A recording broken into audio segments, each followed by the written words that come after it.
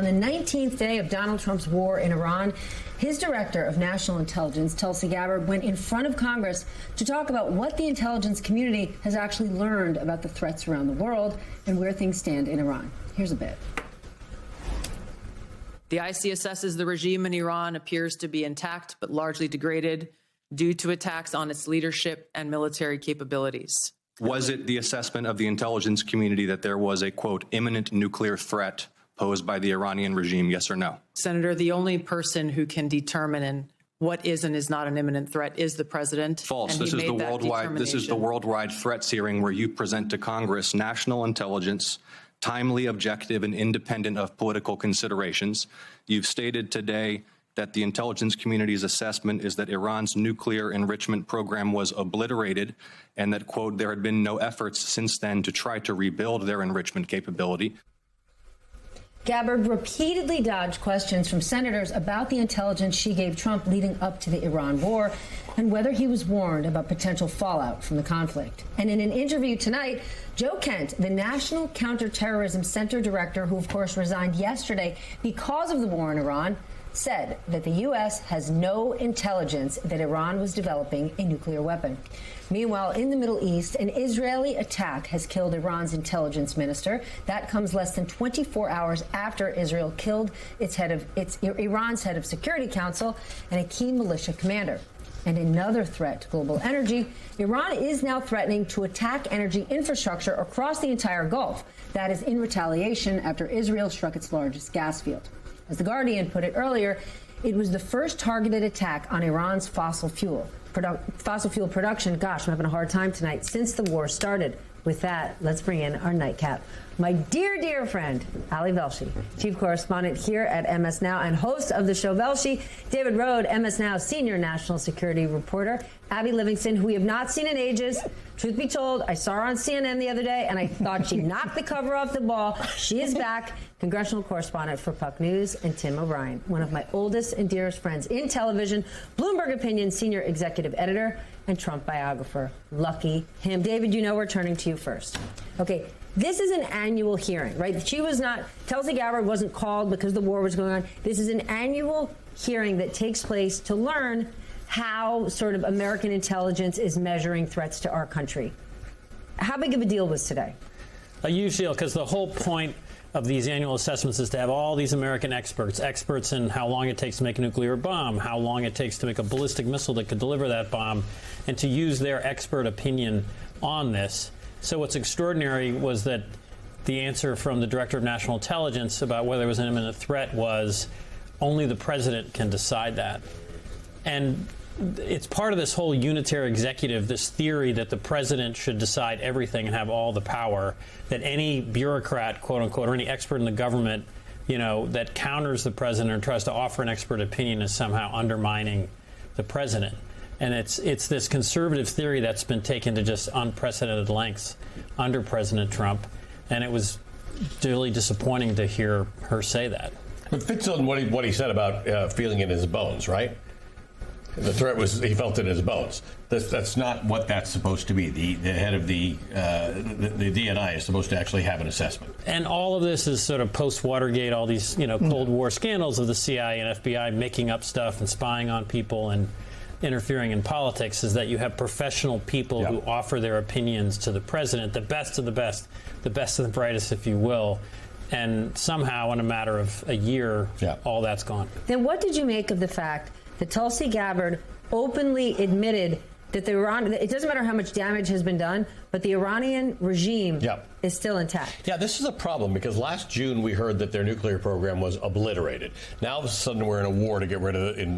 One of the many reasons we're in this war apparently is to get rid of their nuclear program, and we're talking about putting boots on the ground to actually recover their enriched uranium. So this is one of those same things. Is the regime in tatters or is the regime intact? Can they be both things at the same time? They took out Ali Larijani. Larijani is largely thought as the guy who's been actually running this war because they've taken out so many people at the top. Interesting thing about Larijani, this is very typical in Iranian politics right now. He was a negotiator in the Iran nuclear deal. He was very sort of Western-facing and someone America could deal with. He became hardline after we pulled out of the nuclear deal, which happened in a lot of Iranian society. Now he's dead, too. And the problem is, at some point, it seems to be some American concept that you just kill a whole bunch of these people and eventually the place will collapse. But what it also does, it take away the people who you had any relationship with whom you might actually discuss a future of Iran. It's 93 million people. You can't kill all of them and think you're going to run this country in the end. What was the reaction on the Hill today? I mean, I just think that this is going to be the easiest hearing they face. It's only going to escalate. They being whom? The Trump officials. That this is, the way I see it is, this is starting to rhyme with the Iraq War. And the old words of Colin Powell, you break it, you bought it. And everything that goes wrong, whether it's the spending, whether there are more American casualties, Capitol Hill is only going to get more riled up by this. And it's a problem with the Democrats, and it's a problem with the Republicans. Isn't the problem with these two just laid out? Hearings like this are supposed to be experts explaining to Congress, here's the risks in the world, here's what's happening in the world. And we're watching Trump official after Trump official perform for Donald Trump. This thing isn't about politics. This is about national security. Well, and this is the problem you face when you actually don't have experts in your administration. You know, the White House is populated. It's like a clown rodeo. And I think what's unique and troubling and dangerous about this moment is they are now getting checked on this in real time. But the consequences are epic. Lives will be lost. Geopolitical upheaval will echo through the decades. The Middle East map is getting reordered in a way no one really knows what that will look like when it settles down. And I think, you know, Tulsi Gabbard today, what she's doing is she's backfilling. Because I think by all accounts, Trump launched this war because the Israelis said we have a unique opportunity to take out the Iranian leadership on a Saturday afternoon, and they've come above ground. Let's do this. And there was probably not much else beyond that, and he saw it as a global flex. He loves his ability to act unilaterally and show that he's in charge and that he can send ships and bombs into another country and change things overnight. That comes from a profound ignorance about Iran itself and dynamics in the Middle East, both economic and geopolitical. None of it's informed by expertise. The goals he said he had for going into Iran, first it was regime change, then it was depleting their nuclear capabilities, then it was getting the uranium back. They didn't count on what a choke point the Strait of Hormuz is for global energy supplies.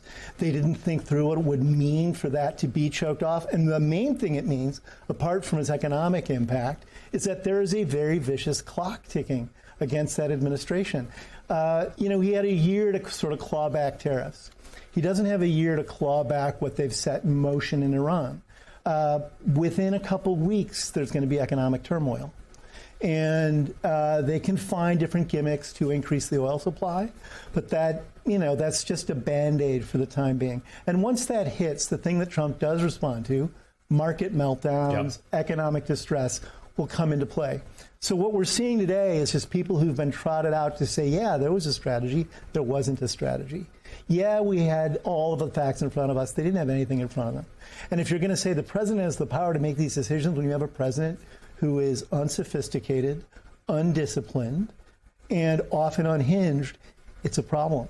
What economic impact? Just yesterday, Kevin Hassett said there's not going to be any negative impact on the economy. Some impact on consumers, but that's not really a thing we have to worry about. That's not really the economy. Give us an update, like level set for us where things stand in the Middle East. Well, I would just economically, though, the S&P 500 is down 3.7%. All gains from a year ago. But hold on. In full perspective, that's actually not that.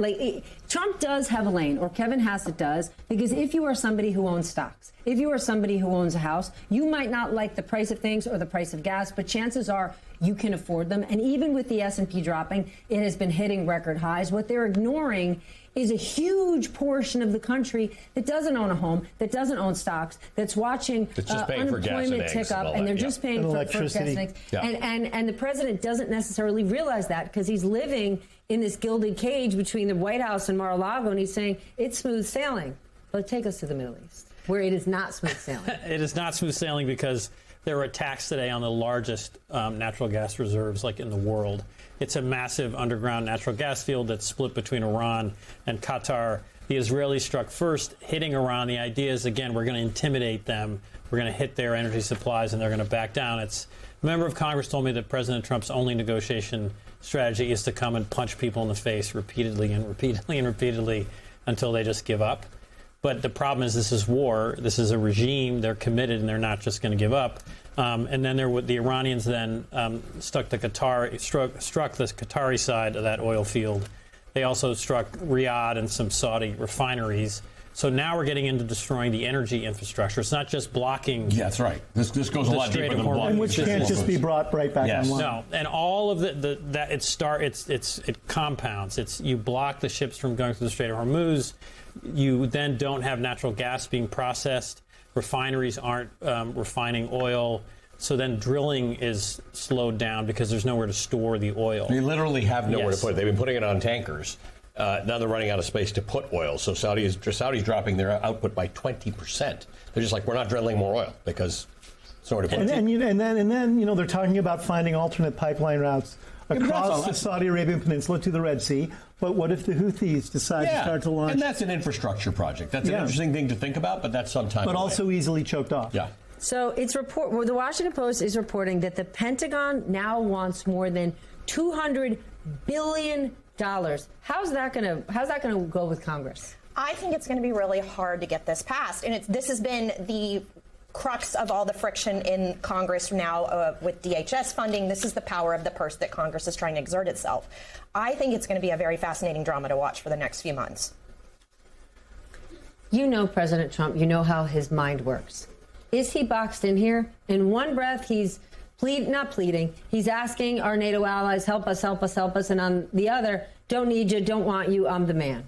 Well, he's only saying don't need you, don't want you because they already said no. Because he is profoundly boxed in. You're not breaking up with me. I'm breaking up with you. Yeah, but he knows he's boxed in. And that's actually a dangerous place for Donald Trump to be because he tends to lash out and amplify often unsettling or non-strategic responses to reality, because reality is dark for him right now. Everything that he's set in motion in Iran is bad for him electorally. It's bad for him economically. It's bad for the U.S. reputation at home and abroad. And he can't really do much at this point to stop it other than immediately leaving Iran and trying to make sure the Strait of Hormuz opens up again. But in the interim, more U.S. The lives of U.S. soldiers there could be more lives lost. The economic consequences could become more grave. There's going to be unpredictable events around military hardware, et cetera, the longer he stays there. But if he has to step out, he has to say, I lost. And Donald Trump wants his gravestone to read, I won.